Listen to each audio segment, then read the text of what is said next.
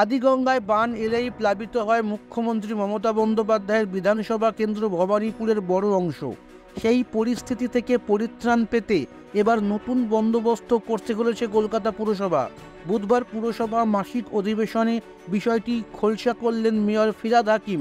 তিনি জানিয়েছেন, আগামী 2 বছরের মধ্যেই কালীঘাট চেতলা এলাকায় আদিগঙ্গায় বানের সময় প্লাবনের যে পরিস্থিতি তৈরি হয় তা আর থাকবে না।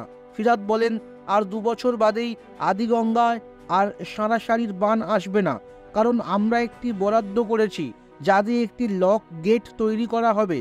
যখন এই সারাসারির বান আসবে তখন এই লক গেট ফেলে দিলে প্লাবন আটকানো যাবে।